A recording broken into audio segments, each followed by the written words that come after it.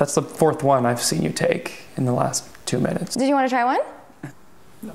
I have pills for you too.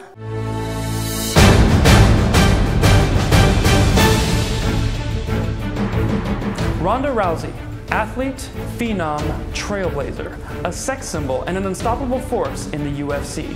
She brought women's MMA fighting to the forefront with top billing fights all over the world. 12 professional wins and now 1 loss.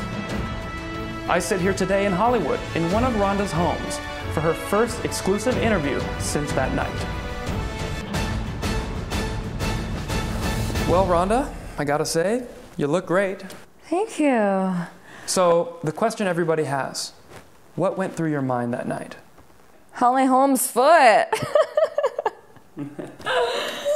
Well, that couldn't be more true. People want to know, after a loss like that, what's next? Well, I really want to focus on acting right now. I have a lot of offers coming my way, and acting is a lot better than getting knocked out. Oh. Just getting comfortable, so let me just... I see you have a lot of medications here. Got all sorts. This one's for pain. This one's also for pain. And this one's for depression and pain. Well, it sounds like you're well taken care of. I love you so much. I like to do 3 at once.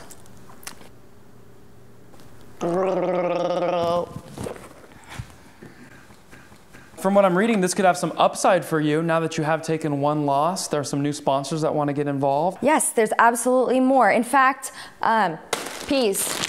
I'm going to be the new spokesperson for Peas because I love to put peas on my head. It really helps. And some pain medication products and makeup. I have this great idea for Maybelline. Okay, are you ready? This is what it's going to be. I think they're going to buy it. Okay. Maybe she deserved it. Or maybe it's Maybelline. Is she? Are you sure she's good?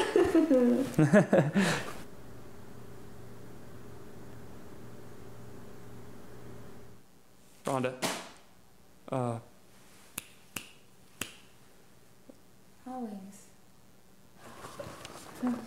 Oh, I love these birds you have.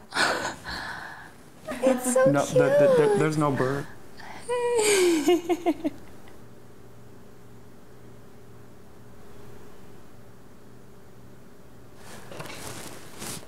Okay, well, that pretty much concludes our interview here with the one and only Ronda Rousey, talented athlete, icon, and phenom. But it begs the question, was she really ever that tough, or is all of this just hype? Oh! Was I not tough? Was I not tough? Yes, I was that tough! What are you, little bitch? Give me this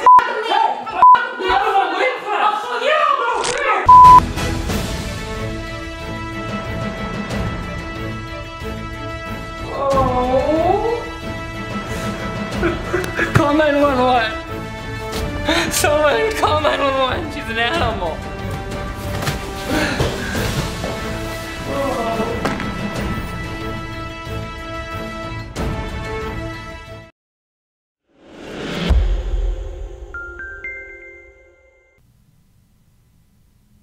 Right now, almost 2/3 of Americans are overweight, and by 2030, more than half our population may be clinically obese.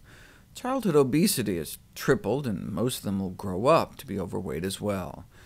The United States may be in the midst of raising the first generation since our nation's founding that will have a shorter predicted lifespan than that of the previous generation. The food industry blames inactivity. We just need to move more. But what is the role of exercise in the treatment of obesity? There is considerable debate in the medical literature today about whether physical activity has any role whatsoever in the epidemic of obesity that's swept the globe since the 80s. The increase in calories per person is more than sufficient to explain the U.S. epidemic of obesity. In fact, if anything, the level of physical activity over the last few decades has actually gone up in both Europe and North America. This has important policy implications. Yes, we still need to exercise more, but the priorities for reversing the obesity epidemic should focus on the overconsumption of calories. To work off the increased caloric intake, which for kids is like an extra can of soda and small fries compared to what they were eating back in the 70s, and for adults like an extra Big Mac a day, To work that off, you'd have to walk like 2 hours a day, 7 days a week. So exercise can prevent weight gain, but the amount required to prevent weight gain may be closer to twice the current recommendations. Public health advocates have been experimenting with including this kind of information. The fast food menu labeled with calories and the number of miles to walk to burn those calories appeared to be most effective in influencing the selection of lower-calorie meals. Now, exercise alone may have a small effect, and that small effect can make a big difference on a population scale. A 1% decrease in BMI nationwide might prevent millions of cases of diabetes and heart disease, thousands of cases of cancer. But why don't we lose more weight from exercise? It may be because we're just not doing it enough. I mean, the small magnitude of weight loss observed from the majority of exercise interventions, where they make people exercise, may be primarily due to how low the doses are of the prescribed exercise. People tend to overestimate how many calories are burned by physical activity. For example, there's this myth that a bout of sexual activity burns a few hundred calories. So hey, you could get a side of fries with that. But if you actually hook people up and measure energy expenditure during the act, and your study subjects don't get too tangled up with all the wires and hoses, though it may be nearly the metabolic equivalent of calisthenics, given that the average bout of sexual activity only lasts about 6 minutes, a young man might expend approximately 21 calories during sexual intercourse. Of course, he would have spent roughly 1/3 that just lying around watching TV, just basal metabolism. So the incremental benefit is plausibly on the order of 14 calories. So maybe we could have like 1 fry with that.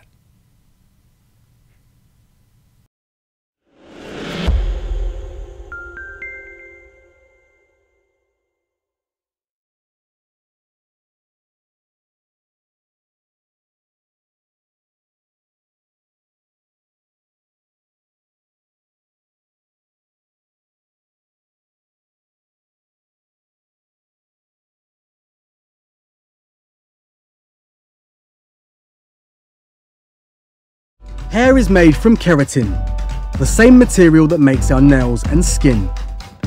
It's one of the toughest materials in our body.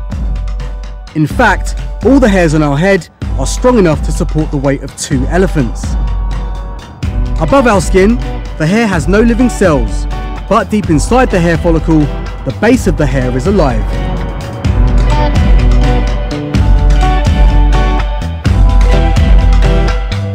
Here, blood vessels transport nutrients so new hairs can form. Normally, each hair grows for between 2 and 8 years before it falls out and is replaced by a new one.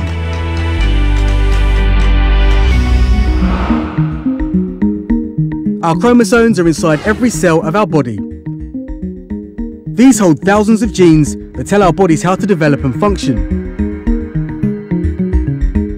Scientists have now discovered many genes that are linked to baldness, and one of these is passed down from your mother. But it's not just men that can inherit baldness, and today, 5% of hair transplants are carried out on women. As testosterone enters the scalp, it is converted to the chemical DHT, which locks onto receptors on the hair follicles.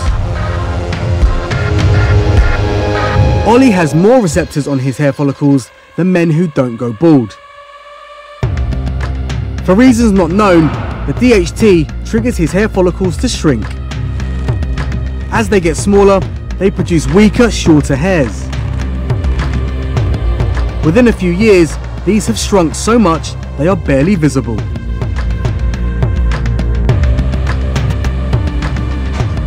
But the hair at the back of Ollie's head doesn't have this problem, so these hair follicles will be implanted, one by one, in the bald patches.